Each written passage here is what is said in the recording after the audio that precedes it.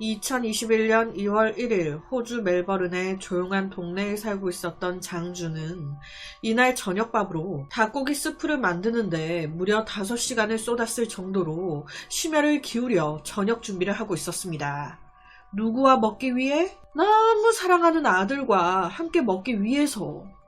그날 정성 들여 만든 닭고기 스프를 아들과 맛있게 먹고 행복했던 이때를 사진으로 찍어 자신의 페이스북에 기록을 했어요. 너무 행복하게 저녁 식사를 하는 도중 한 통의 전화가 평화를 깨트립니다. 누구에게 온 전화였던 건지 이때 이 전화를 받은 장주의 표정은요, 너무 안 좋았어요. 뭔가 급한 일이 생긴 건가? 전화를 끊자마자 그녀는 저녁 5시 반에 서둘러 집을 나섰습니다. 옷과 신발을 갈아입을 시간조차 없었던 건지 입고 있던 그대로 분홍색 잠옷과 슬리퍼를 그대로 신고 집을 나섰어요. 집을 나서는 그 순간에도 그녀는 매우 초조해 보였고 다급해 보였습니다. 전화를 건 상대방이 뭔가를 말한 것 같은데 그렇게 다급하게 집을 나선 그녀는 낯익은 거리를 걷기 시작했고 그런 그녀를 지는 해가 삼켜버렸습니다. 이날 이후 그녀를 본 사람은 아무도 없어요. 실종. 장주는 34살의 여성으로 남편과 이혼한 후에 홀로 7살 난 아들을 키우던 미혼모였습니다. 그녀가 하던 일은 구매 대행 업무. 그리고 지금 사진을 보시면 아시겠지만 되게 이쁘게 생겼어요. 이쁜 얼굴에 성격까지 또 좋아. 늘 주위에 사람이 끊이질 않는 여자였습니다. 그녀와 아들은요, 너무 따뜻하고 평화로운 삶을 살았습니다. 그런데 이날 이후 이 평화는 완전히 깨져버렸어요. 제일 먼저 수상함을 느끼고 수사를 의뢰한 사람은 그녀의 친한 친구였습니다. 이런 애가 아닌데 애만 그냥 둔 채로 연락도 안 되고 집에 가도 안 보인다고. 그렇게 바로 다음날 2월 1일 경찰은 즉각 수사를 시작하게 됩니다. 제일 먼저 장주의 자택 인근부터 싹 수색하기 시작했는데 별다른 단서는 발견되지 않아요. 집 안에도 뭔가 특별한 게 없어. 경찰은 좀 깝깝했습니다. 이 여자 스스로 집을 나간 건가? 아니면 납치를 당한 건가? 아니면 뭔가 다른 이유가 있는 건가? 우선 첫 번째 가능성 가출이에요. 그런데 솔직히 이 가능성은 매우 적습니다. 앞서 말씀드렸지만 사건 당시 이 장주 슬리퍼에 잠옷을 입고 나갔어요. 집 안에 현금하며 신분증까지 다 있었습니다. 아니, 스스로 나간 거였다면 적어도 옷이라도 챙기던지 현금이나 뭔가를 좀 더 챙겼겠죠. 너무 그냥 대충 나갔으니까. 그렇다면 잠깐 이렇게 집을 비워야 할 만한 뭔가 중요한 일이 있었던 걸까요? 예를 들면 급하게 뭔가 해외 출장을 가야 했다던지. 그런데 솔직히 이럴 가능성도 크진 않죠. 아무리 급하게 해외 출장을 갔다 한들 자기 아이한테 이렇게 아무런 연락도 안 한다고? 그렇다면 이 장주 납치? 그런데 이것도 좀 애매한 게 누군가 그녀를 납치했다면 그게 돈이든 뭐든 이유가 있을 텐데 장주가 사라진 이후 그녀의 친구들이나 가족들은 이 납치범의 전화를 하나도 받지 못했습니다. 그렇다면 이 납치범, 돈이 목적이 아닌 거지. 그녀가 이쁘고 하니까 납치해서 어딘가에 가둬놓고 인신매매를 했다거나 좀 나쁜 짓을 시키고 있는 거 아닌가? 그래서 연락도 못하고 갇혀 있는 거 아니야? 장주는 사건 당일 누군가의 전화를 받고 급히 나간 이후에 실종이 됐습니다. 그 말은 전화를 걸어온 사람, 그녀와 가까운 사람이었을 가능성이 높다는 거죠. 그렇다면 지인이 범행을 저질렀을 가능성이 큽니다. 경찰은 2월 4일 장주와 밀접하게 접촉한 그 모든 사람들을 경찰서에 소환합니다. 그렇게 가장 먼저 용의선상에 오른 사람은 바로 그녀의 남자친구 35살 말레이시아 국적의 탄. 그는 호주 돈캐스터 지역에서 배관공 일을 하는 남자였습니다. 그녀와 마지막으로 통한 사람이기도 했죠.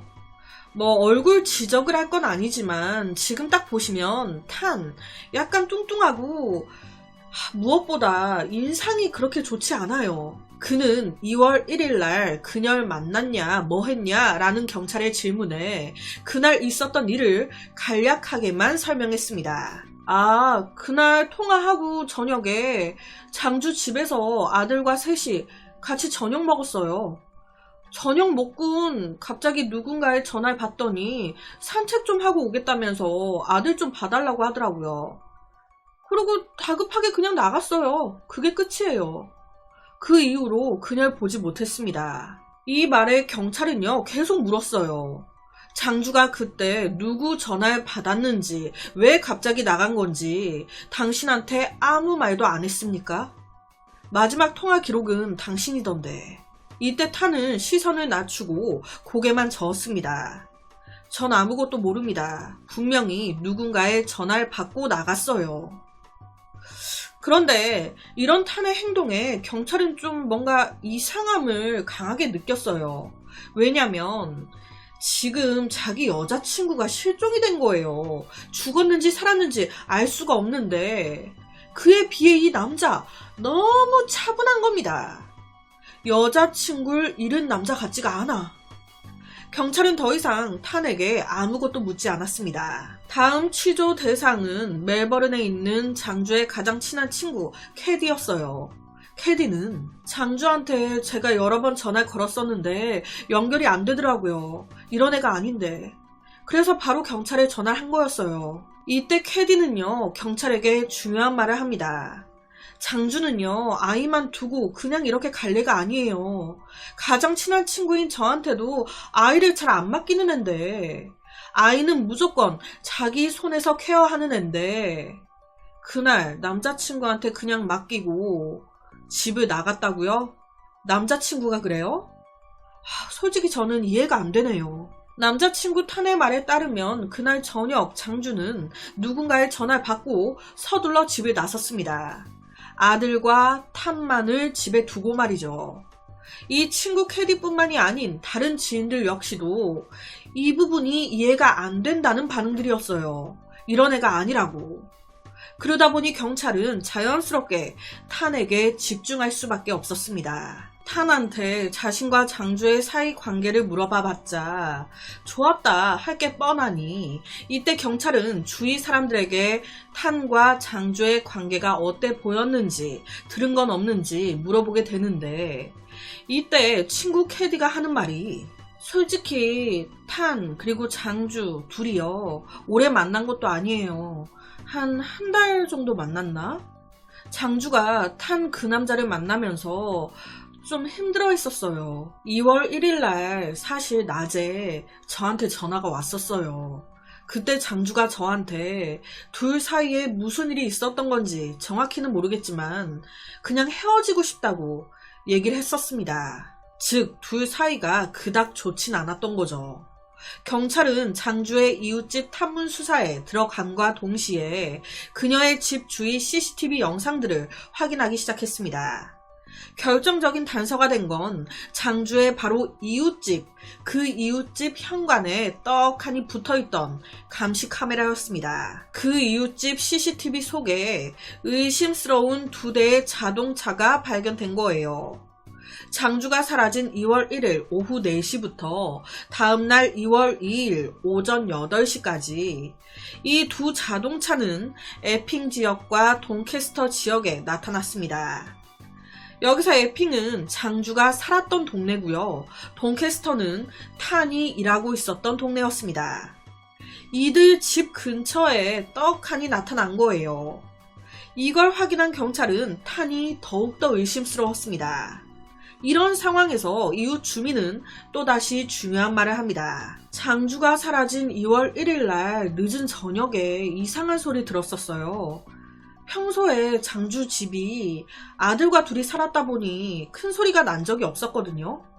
요리하거나 아들과 웃고 뭐 되게 즐거운 뭐 그런 소리만 항상 나던 집이었는데 그녀가 한 5시 반쯤 사라졌다면서요.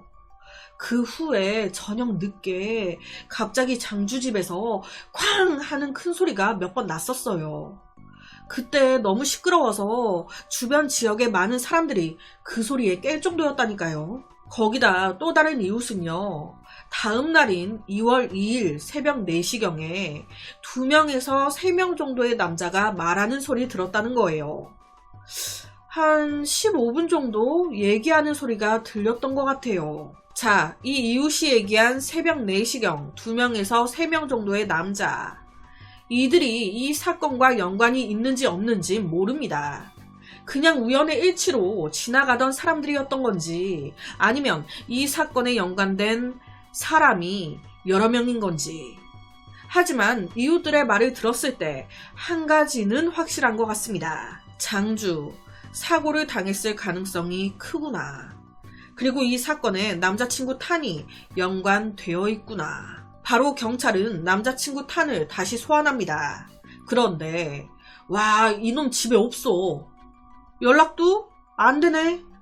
경찰 수사를 피하려고 한 건지 뭔지 조용히 도망간 겁니다. 왜 도망가? 캥기는 게 있으니까 도망갔겠죠. 와, 경찰은 깝깝했습니다. 작정하고 도망간 것 같은데 얘를 어디서 어떻게 찾아야 돼? 이때 생각에 빠진 경찰은 한 가지 기발한 방법을 찾아냅니다. 2월 6일 장주의 실종 전단지를 막 뿌리기 시작한 거예요. 실종된 여성 찾는 걸 도와달라고 대중들한테 호소를 한 건데 이때 주요 용의자로 탄을 지목했고요. 전단지에 탄의 외모를 상세하게 적어놨습니다. 또한 사건 당일 2대의 수상한 차 있었잖아요. 그 차도 좀 찾아달라고 대중들한테 막 부탁, 호소를 했어요. 그 한 차의 번호가 이거다 도와달라. 역시나 이 방법은 지대로 먹혔습니다. 전단지를 발부한 지 하루 만에 엄청난 제보가 막 쏟아진 거예요. 차 어디에서 봤다. 이렇게 생긴 남자도 본 것 같다. 그렇게 바로 다음날 7일 경찰은 이 탄의 행방을 찾아냅니다. 어디서? 비행기 공항에서. 비행기 타고 호주 떠나려고. 비행기 기다리고 있던 탄을 체포하게 된 겁니다. 그런데 여기서 문제가 생겨요. 지금 탄이 범인이라는 증거 없단 말이에요. 대부분 정황 증거뿐. 그런데 이런 사실을 탄 본인도 너무 잘 알고 있어. 신문하는 동안 탄은 말을 아꼈습니다. 그저 제가 죽였다는 증거 있습니까? 저는 이 사건과 아무 관련이 없습니다. 전 아무것도 몰라요. 라는 말만 반복. 경찰은 구속영장을 발부할 권한이 없었습니다. 이걸 알고 바로 다음날 8일 탄이 풀어달라고 신청해요. 그래서 바로 다음날인 8일 저녁 경찰은 풀어줄 수밖에 없었고 그렇게 그는 유유히 경찰서를 빠져나갑니다. 경찰서를 나가는 탄을 보면서 이 경찰은요 엄청 걱정했어요. 왜냐면 이놈이 잡힌 데가 어딥니까? 공항이었잖아요. 지금 자기가 용의선상에 올랐다는 것을 뻔히 알게 됐는데 가만히 있겠냐고요. 이놈 다른 나라로 도망가 버리면 안 되는데. 직접적인 증거를 찾지 못할 경우 이 사건은 미제 사건으로 남아 버릴 수도 있습니다. 하지만 죽으란 법은 없나 봐요. 경찰이 공경에 처했을 때 딱 새로운 단서가 발견됩니다. 한 이웃이 중요한 얘기를 또 해준 거예요. 아, 맞다. 생각해보니까 언제였지? 갑자기 탄이 우리 집에 와가지고 느닷없이 우리 집 현관에 CCTV 이거 되는 거냐고 물어본 적이 있었어요. 또 다른 이웃은 탄이 우리 집에 와가지고는 갑자기 집에 CCTV 있냐고. 이때 이웃들이 이제 있긴 한데 고장났다 혹은 CCTV 설치 안 했다 이렇게 얘기를 한 거예요. 이런 얘기 듣고는 안심한 듯 떠났다고. 이상하죠? 그는 왜 갑자기 이웃들한테 CCTV에 대해 물어봤을까? 경찰은 아마도 장주 사라진 2월 1일 밤에 살해된 걸로 추정했습니다. 그리고 그녀의 시신은 범인에 의해 다른 곳에 숨겨진 것 같다. 그렇다면 시신을 어디에 숨겼을까? 당신이, 우리가, 내가 살인자라면 시선을 끌지 않기 위해, 시신을 안전하게 처리하기 위해 어디에, 어떻게 숨기겠습니까? 시간은 무심하게도 흘러 사건이 발생한 지 일주일이 넘었습니다. 경찰은 여전히 시신조차 찾지 못했죠. 이것만 봐도 아무래도 시신이 숨겨진 곳은 사람들의 눈에 잘 띄지 않는 은폐도가 높은 곳인 듯 싶습니다. 아마도 숲이나 강이지 않을까. 범인 입장에서 시신을 오래 운반하거나 오래 가지고 다니는 것도 안전하진 않아요. 따라서 인근에 인적이 드문 외곽 지역에 있는 공업지대는 의심할 여지 없이 살인자의 최선의 선택입니다. 이런 판단의 경찰은 근처 공업지대 쪽을 샅샅이 뒤지기 시작했습니다. 하지만 아무것도 발견 안 돼요. 경찰은요, 너무 당황했습니다. 내심 100% 여기에 있을 거라고 생각했거든요. 뭘 놓치고 있는 걸까? 난항에 빠진 경찰은 다시 이 사건을 처음부터 되짚어보기 시작합니다. 우선 이 범인은 이 남자친구 탄인 것 같단 말이에요. 내가 탄이라면 내가 지금 여자친구를 죽였어. 취조를 받으면서 이 탄의 모습은요, 되게 침착해 보였어요. 이웃들이 들었다는 수상한 큰 소리, 2~3명의 남자들 소리, 다급하게 이웃들의 CCTV에 대해 물어본 것. 경찰인 우리가 너무 범인을 심오하게, 너무 계획적인 범죄로만 생각을 하고 있나? 그날 탄이 생각지도 못하게 죽였고, 그날 너무 당황해서 어찌할지 몰라 시신을 어영부영 처리했을 수도 있는 거잖아. 허술하게. 너무 허술했다 보니까 우리가 그걸 생각을 못하고 있는 거지. 우린 계획적으로 처리했을 거라고만 생각을 하고 있으니까. 허술하게 당황한 범인이 처리했을 방법. 혹시 시신을 그냥 쓰레기통에 버렸나? 불현듯 이런 생각으로 간 거예요. 그래서 경찰은 무려 4개월이나 흐른 6월 15일 집 근처 쓰레기 매립지를 대대적으로 수색합니다. 그랬더니 아니나 다를까 3일 뒤 18일 이 쓰레기 매립장에서 시신이 딱 나온 거예요. DNA 확인 결과 장주 그녀였습니다. 시신이 발견된 후 사건의 진행은 순조로웠습니다. 2021년 7월 16일 사건 발생 약 5개월 후 이미 수집된 증거로 탄 체포됩니다. 자, 그렇다면 사건의 그날 정확하게 무슨 일이 있었는지 천천히 말씀드리겠습니다. 2월 1일 장주 그리고 그녀의 아들 그리고 탄 이렇게 셋이 5시에서 한 6시 사이 함께 저녁을 먹었습니다. 그런데 제가 앞서 그랬잖아요. 장주가 헤어지고 싶어 했다고. 사실 그 전부터 헤어지고 싶다고 남자친구 탄한테 좀 많이 어필을 한 상태였어요. 이날도 이제 밥 다 먹고 헤어지자고 조용하게 얘기를 했던 거예요. 그런데 이런 말을 탄은 받아들일 수가 없었습니다. 왜? 딴 놈 생겼냐? 맞지? 지금도 내가 나가고 나면 딴 놈 집에 불러가지고 놀려고 그러는 거 아니야. 맞잖아. 그러면서 둘이 말싸움이 시작된 거예요. 사실 이 탄은요, 장주가 헤어지고 싶다고 어필한 그 순간부터 자기 친구한테 그년 바람 피는 게 분명하다고, 그년 죽이고 나도 같이 죽을 거라고 이렇게 얘기를 했었다는 겁니다. 이런 마음이 2월 1일 그날 말다툼을 하면서 다 터진 거예요. 장주의 시신 부검 결과 그녀의 몸에 무려 6군데의 칼자국이 발견됐습니다. 와, 자기 말로는 이게 실수였대요. 실수. 실수로 6군데를 찔렀다고? 이게 무슨 개 같은 소리야.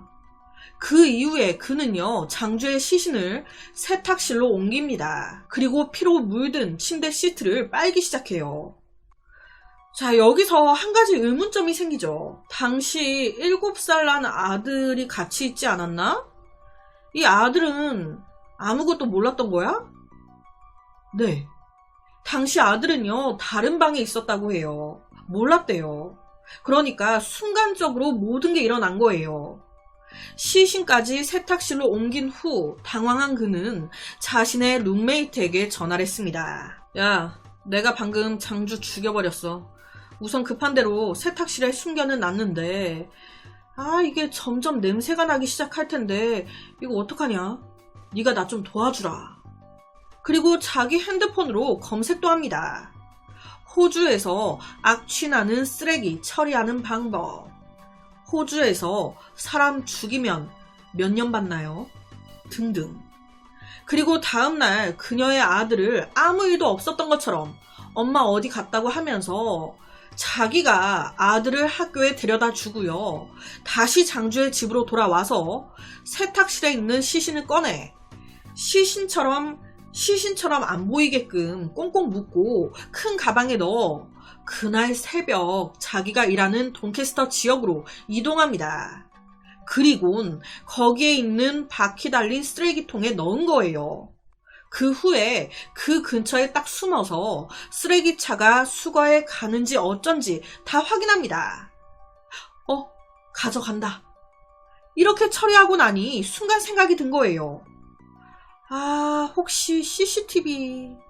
그래서 이웃집 돌면서 CCTV에 대해 물어보고 그랬던 겁니다.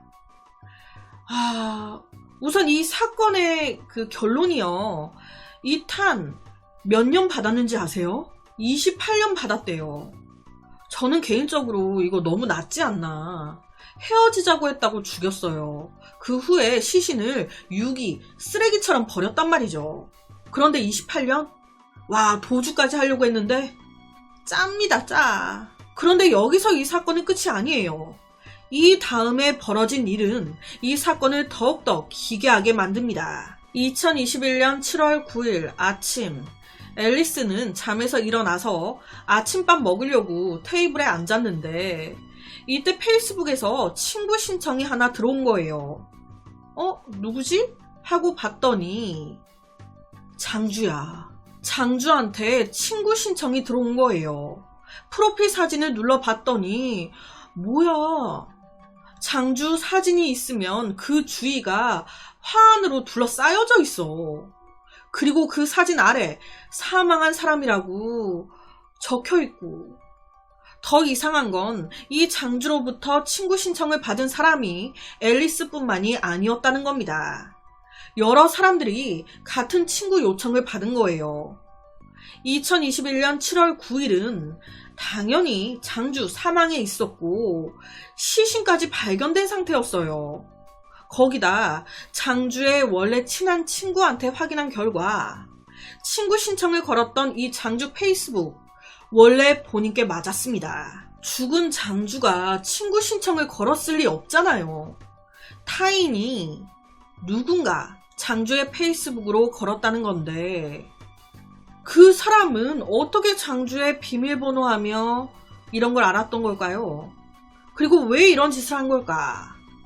7월 9일은 탄이 체포가 되기 딱 일주일 전이었어요. 남자친구 탄이 이런 짓을 한 걸까요? 그런데 굳이? 왜? 탄이? 자기 몸 숨기기 바빴을 것 같은데 굳이? 이 알 수 없는 사람은 장주의 계정으로 친구 신청을 넘어서서 계속 새로운 게시글을 업데이트까지 했습니다. 참다 못한 한 사람이 메시지를 보내서 물어봤었대요. 장주 사망한 걸로 아는데 당신 누구냐고. 하지만 답장은 없었습니다. 평범한 철없는 누군가의 장난이었던 걸까요? 아니면 다른 숨겨진 무언가가 있는 걸까? 경찰은요, 이 사실을 알고 페이스북 본사에 연락을 했었대요.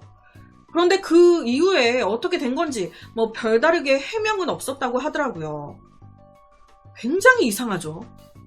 그녀의 시신이 발견되고 탄이 체포되기 딱 일주일 전 그녀의 본 계정으로 여러 명에게 친구 신청을 걸어온 사람. 누구였던 걸까?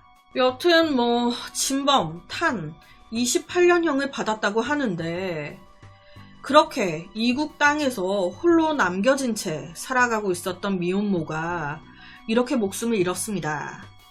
이 사건으로 엄마를 잃은 어린아이만 남았어요. 7살 난 그 어린아이만. 불쌍해서 어쩝니까? 그래서 오늘은 2021년 호주에서 벌어진 한 살인사건을 가지고 왔습니다.